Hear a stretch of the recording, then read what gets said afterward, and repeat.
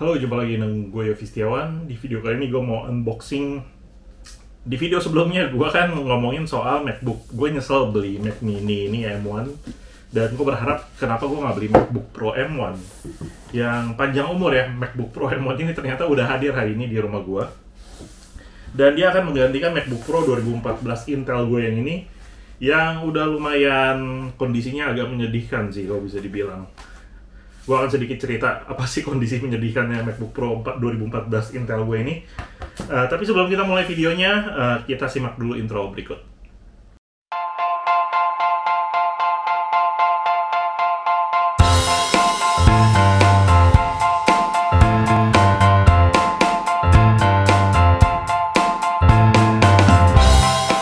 Oke, jadi ini adalah Mac Mini M1 yang gue udah sering ceritain di beberapa video gue di YouTube channel gue. Dan menurut gue nggak bisa bilang ini produk yang jelek, tapi menurut gue ini produk yang bagus sih. Cuma memang ada beberapa minus, dan gue pikir wajar lah, nggak ada sesuatu yang sempurna di dunia ini. Jadi ada plus, ada minus, itu sesuatu yang bisa dimaklumi. Dan ini udah gue pakai dan akan tetap gue pakai sebagai desktop komputer gue di rumah. Dan ini adalah MacBook Pro 2014 gue, yang gue beli ya di tahun 2014. Menariknya ini gue beli ini di Singapura. Dan kondisinya memang udah agak menyedihkan karena ya lihat aja di bawahnya ini dia udah copot, tinggal satu ini doang. Gue sempat ganti yang KW mungkin dari Tokped, tapi ternyata kurang bagus gitu, terlalu kayak plastik bukan rubber. Dan ya wajar lah, udah agak-agak lecet pemakaian.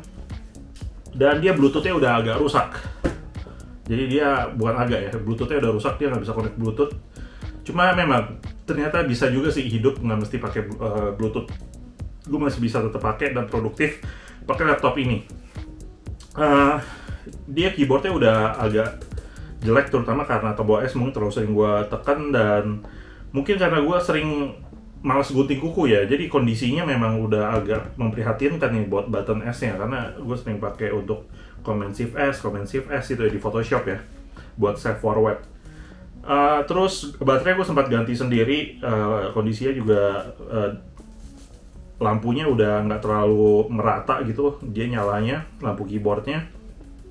Dan yang paling gue terganggu selain Bluetooth ya, itu layarnya itu udah glossy-nya hilang, karena gue sempat kayaknya entah ngelapnya itu pakai sunlight atau apa, dan itu malah mungkin ngerusak glossy-nya, dan itu ya kesalahan gue sih. Dan itu jadi pelajaran banget, ternyata bukannya layar bersih, malah layarnya jadi rusak. Dan jangan sampai kejadian lagi lah, kejadian kayak gitu. Nah, gue juga nggak tahu sih ini harganya kondisinya jadi berapa, tapi terus terang MacBook Pro ini menurut gue masih bisa dipakai banget, produktif. Dan selama ini ya ketika gue kerja mobile, ke meeting ke klien, itu masih pakai ini sih. Dan ini masih tetap produktif dan bantu banget. Jadi kalau kalian smart untuk memilih aplikasi apa yang kalian pakai, aplikasi yang aktif, aplikasi yang kalian nonaktifin kalau lagi nggak dipakai, ini bisa tetap cepat, tetap produktif sih. Dan ini cuma RAM 8GB doang. Nah, jadi itu cukup cerita tentang MacBook lama gue. Sekarang gue mau cerita MacBook baru gue. Ini adalah MacBook Pro M1 yang baru gue beli dari Tokopedia. Kalian bisa lihat, ini kardusnya sayang sekali udah gue buka karena gue sedikit sharing ya. Jadi gue sempat beli tadi di Tokopedia hari ini. Terus ketika sore ada orang WA gue, dia bilang ini gue dia ngaku sebagai ojol yang pick up barang gue via WA ya, dia kontak ya. Dan dia minta gue kirim screenshot kayak dari aplikasi Tokopedia gue, mungkin supaya dia tahu nomor HP si ojol yang mestinya memang pick up barang gue gitu. Jadi ntar dia modusnya, gue rasa dia akan telepon itu abang ojol yang memang pick up barang gue dan suruh dia kirim ke lokasi yang lain. Kayaknya sih modusnya seperti itu. Jadi sebetulnya adalah kalian harus hati-hati ketika kalian order barang, terutama yang mahal seperti ini. Jangan sampai informasinya ketahuan gitu, kayak ojolnya itu nomornya HP-nya berapa sih yang pick up gitu. Karena nanti bisa jadi dia akan diteror, diteleponin terus untuk suruh kirim ke alamat lain gitu. Dan ntar jadi yang kena masalah bisa drivernya dan barang kalian bisa hilang dan nggak nyampe di rumah gitu loh. Dan itu yang tadi hampir kejadian pada gua, dan untungnya gua nggak terlalu percaya dan gua jaga komunikasi dengan tokonya itu langsung dari aplikasi Tokopedia-nya aja. Jadi jangan komunikasi di luar aplikasi Tokopedia. Karena Tokopedia menurut gua udah susah payah bangun sistem yang otomasi supaya memastikan semuanya aman. Tapi kalau kalian malah nggak pakai sistemnya dan malah keluar dari otomasi itu, sebetulnya kalian cuma perlu duduk santai aja. Kalian nggak perlu tuh kayak ngirim screenshot ke kontak-kontak WA gitu, terus chatting-chattingan sama tukang tipu dari WA. Justru manusianya yang human error ini yang biasanya malah bikin error gitu loh. Jadi sebetulnya kalian cukup duduk santai aja, tunggu barang kalian datang.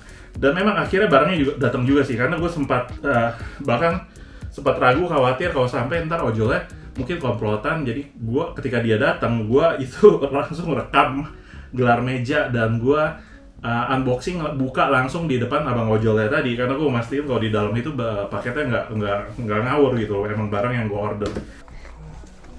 Nih, saya buka ya.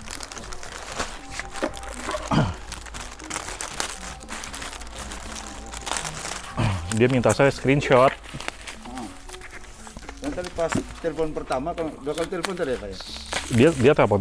Nah, maksudnya Bapak tadi telepon saya 2 kali kan? Iya, saya pertama telepon. Pertama nggak ada suaranya. Ya, saya matiin lah, jalan lagi. Iya, mungkin saja Pak. Terus Bapak disuruh kirim ke alamat lain nanti. Betul. Betul Pak. Ini sih mesti aman sih. Kayaknya tukang tipu ya tahu ini toko jualan barang mahal. Iya, saya kan nggak tahu juga isinya di dalam Pak. Iya, jadi pengalaman buat Bapak sih kalau misalnya ada ngirim barang, orang bilang, oh kirim ke alamat lain, itu yang pesan anak saya. Iya, betul Pak. Wah, jangan mau tuh. Benar banget Pak. Oke Pak, udah betul sih kayaknya. Betul ya Pak. Makasih Pak ya. Oke Pak, gimana Pak? Ya, makasih banyak Pak. Makasih Pak. Ya.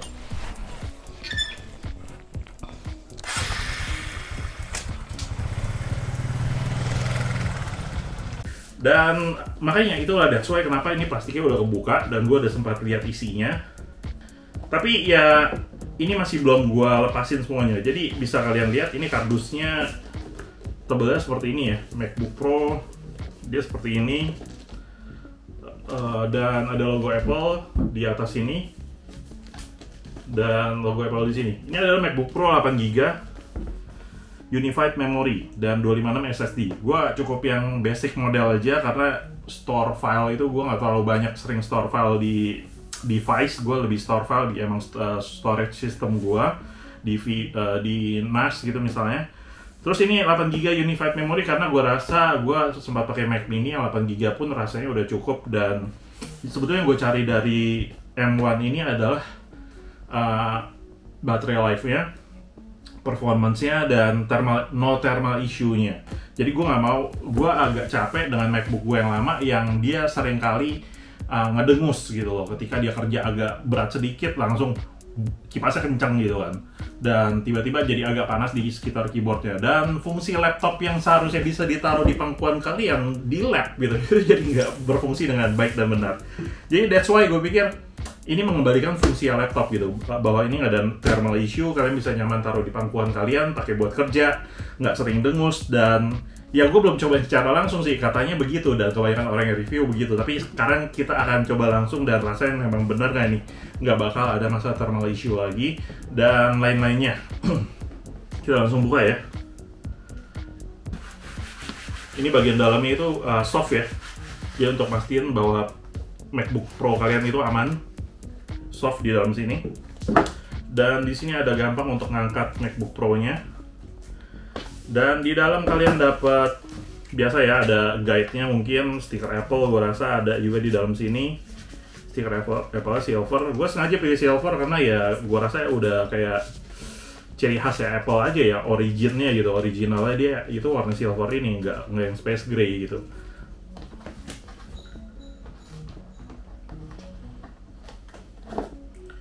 Lalu ini kabel chargingnya Type-C to Type-C. Gue sempat punya tapi gue entah taruh mana. Jadi mungkin kita akan pakai. Dan ini power brick-nya sayangnya dia internasional model ya. Jadi gue harus cari adapternya. Tapi kayak gampang sih untuk ganti ininya aja. Dan mestinya ya itu, battery life ini mestinya strong. Jadi gue nggak harus sering-sering. Gue nggak mau, ya justru gue hindari dengan gue beli ini. Gue mau menghindari sering-sering pakai ngecas mulu gitu lah. Terlalu sering ngecas itu menyebalkan. Sayang ya, kalau barang aslinya itu kayaknya bisa nyala sih meskipun tanpa ini.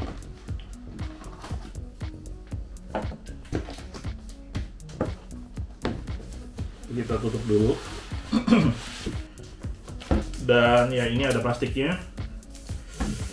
Gua sebisa mungkin mudah-mudahan dia nggak lecet-lecet seperti MacBook Pro gue yang lama, karena gue sangat brutal dengan MacBook Pro gue yang lama. Ya, ini keluarinnya kayak gini aja.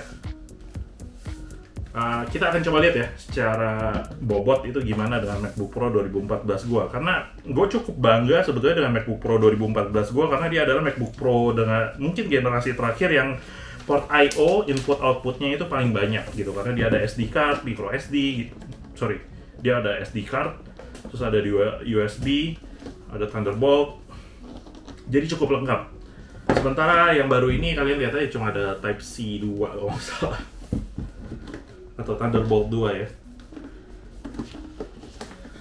Kalau MacBook yang ada di dalam susah loh buka ya, dia jadi enteng banget. Hup, berhasil. Oke. Ya, ini adalah MacBook Pro M1 gue belum buka ya. Bawahnya masih bagus, mulus, luar biasa. Terus design by Apple in California, assembled in China, model A2338, 20,3 volt, 3 ampere max. Ya. Ini berasa agak lebih lega aja sih dibanding yang lama ya, 2014 gua. Dan yang pasti MacBook Pro M1 yang baru ini udah sejak versi 2015 atau 16 kali ya.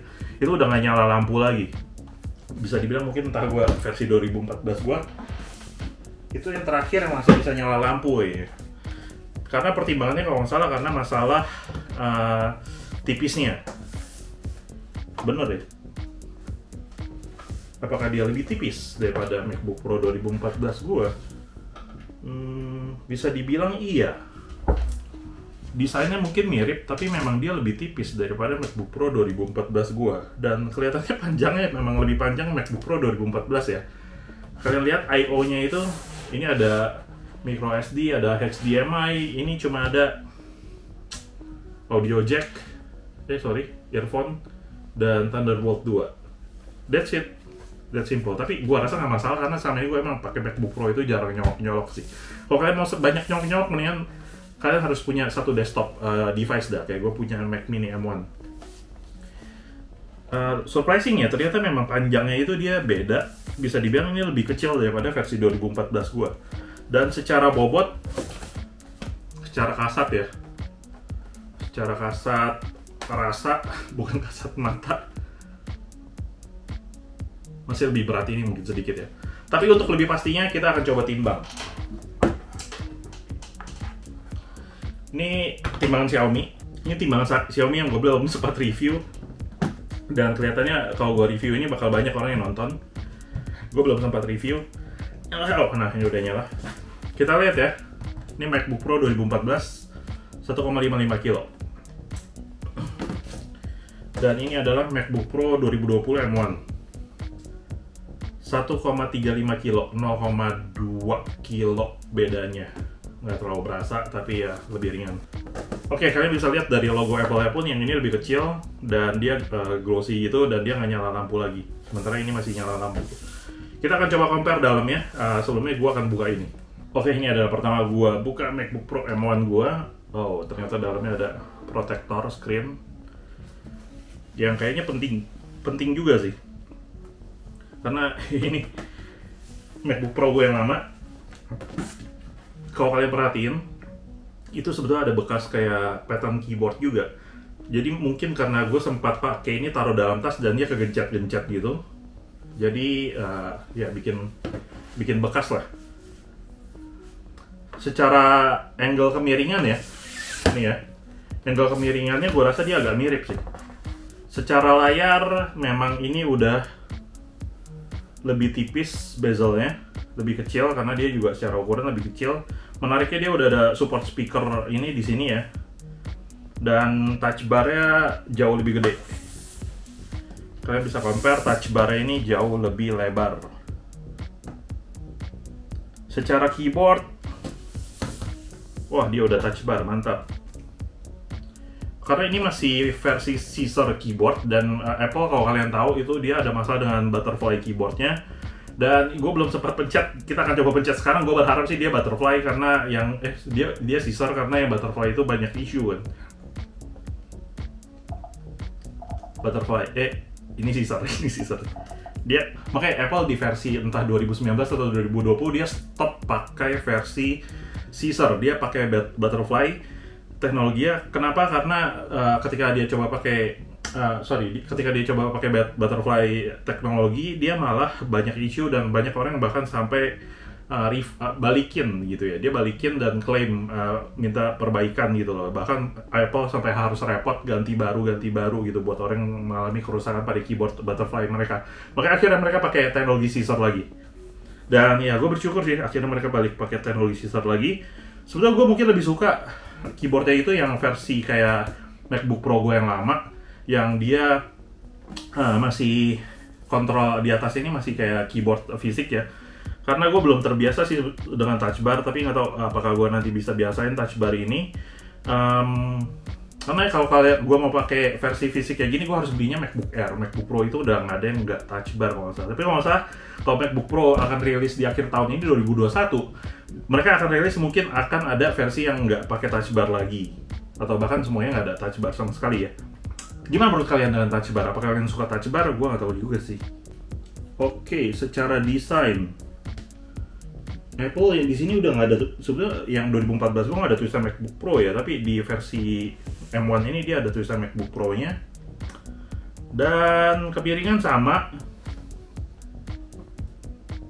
Gue suka dia agak kecil sih, gue suka dia lebih kayak kecil daripada MacBook Pro 2014 gue, tapi layarnya sama-sama 13 in.